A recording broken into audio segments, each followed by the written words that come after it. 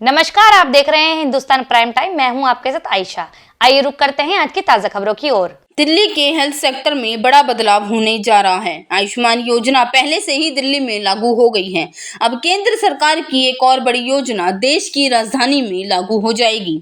इस योजना का लाभ सीधे तौर पर आम लोगों के जीवन पर पड़ेगा। हरियाणा के रोहतक में सिरसा डेरा प्रमुख राम रहीम पर सूबे की सरकार एक बार फिर मेहरबान होती दिखी। रेप के दोषी राम रहीम को हरियाणा सरकार ने दी फिर 21 दिन की फरलो। सुबह सुबह पुलिस सिक्योरिटी के बीच राम रहीम सिरसा डेरा की तरफ गया। राम रहीम को लेने खुद हनीप्रीत पहुंची। केंद्रीय मंत्री अमित शाह रविंद्र भवन में एक राज्य स्तरीय सहकारी सम्मेलन में भाग लेंगे। एक अधिकारी ने बुधवार को यह जानकारी दी।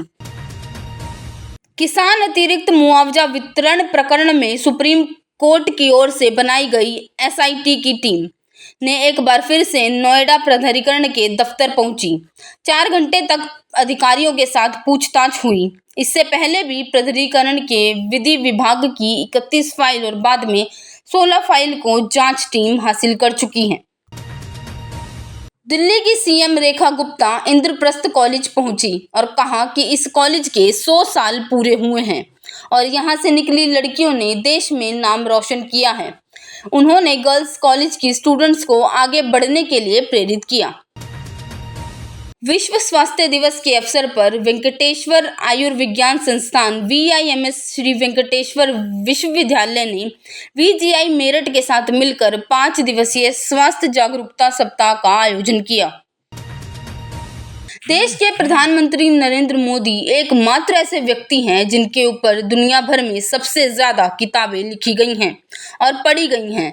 हमारे नए संसद भवन में जो पहला बिल पारित हुआ था वह नारी शक्ति था, जिससे राष्ट्रपति द्रौपदी मुर्मू ने किया था। दिल्ली में कॉन्स्टिट्यूशन क्लब में हमारे साथी, पुराने साथी राजीव रंजन सिंह जी ने जो 2 किताबें लिखी है, एक है मोदी जी की विदेश नीति और दूसरी है महिला सशक्तिकरण। इन दोनों किताबों का विमोचन और उनके बारे में जो परिचर्चा आज हुई, उसमें देश के हर एक कोने से, पारिस से, मणिपुर से लेके दिल्ली से लेके गुजरात से मैं भी आया हूँ और हमारे गुरुजी आनंद स्वरूप स्वामी जी भी आए हैं जो बेंगलोर में उनका मठ है। तो आज हमारे लिए बड़ा सौभाग्य की बात है, खुशी की बात है कि राजीव रंजन सिंह जी ने इतनी मेहनत करके जो ये किताबें लिखी है, वो पूरे देश में इन किताबों की बात लोगों तक पहुँचे। और मोदी जी ने जिस तरह देश का नाम विदेशों में ऊंचा किया है और अपनी विदेश नीति जो उनके प्रधानमंत्री बनने के बाद इम्प्लीमेंट की है, जिसको मोदी डॉक्ट्रिन बोलते हैं, आज वो बहुत कामयाब हो रही है। इसलिए उसके लिए हमें बहुत खुशी है। और महिलाओं के लिए भी उन्होंने इतना कुछ काम किया है भारत सरकार ने कि उसके लिए भी जितनी भी तारीफ करे उतनी कम है। मुझे बहुत खुशी है आज कि मैं इस कार्यक्रम में सम्मिलित हो सका। जय हिंद, जय भारत। स्वास्थ्य पे, आर्थिक सशक्तिकरण पर, राजनीतिक सशक्तिकरण के लिए बहुत काम किया है। खासतौर से उन्होंने जिस तरह से बेटी बचाओ बेटी पढ़ाओ के साथ साथ उन्होंने MMR और IMR, इन्फेंट मोर्टेलिटी रेट और मैटरनल मोर्टेलिटी रेट को गिराने का काम किया है। जैसे से लिंग अनुपात को बेहतर बनाने के लिए बेटी बचाओ बेटी पढ़ाओ का प्रयोग किया। और जब उन्होंने समझ लिया कि एक लोकतंत्र में राजनीतिक शक्ति बहुत आवश्यक है, तो उन्होंने महिलाओं के लिए 33% का आरक्षण महिला वंदन अधिनियम देके पराकाष्ठा पे पहुंचा दिया है। तो मैं ये कह सकती हूँ कि आज मोदी जी के कार्यकाल में सबका साथ सबका विकास तो है ही है, लेकिन महिलाएं बहुत आश्वस्त हैं और इसीलिए आप देखिए देश की महिलाओं को उन पर बहुत विश्वास है। मोदी जी का नाम आता है तो सारे देश की महिला उनकी ओर, उनको वोट देने के लिए, उन्हें बार बार चुनने के लिए अग्रसर हो जाती है।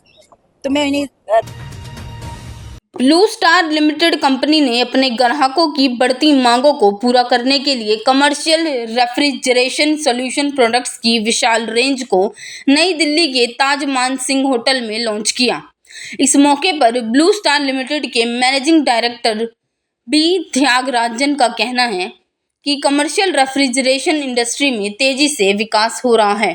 The air conditioning as well as refrigeration Northern India Sri City plant can serve southern India.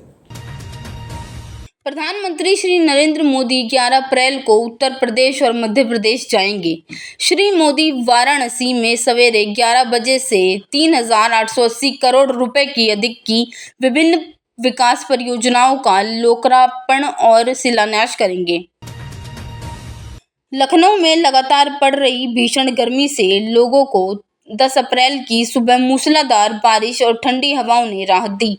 तापमान सामान्य हो गया, जिससे लोग घरों से निकलकर मौसम का आनंद लेने लगे। हालांकि बारिश के चलते शहर की सड़कों पर जल भराव की समस्या उत्पन्न हो गई, जिससे यातायात बाधित हुआ। ऐसे ही खास खबरों के लिए देखते रहिए हिंदुस्तान प्राइम टाइम।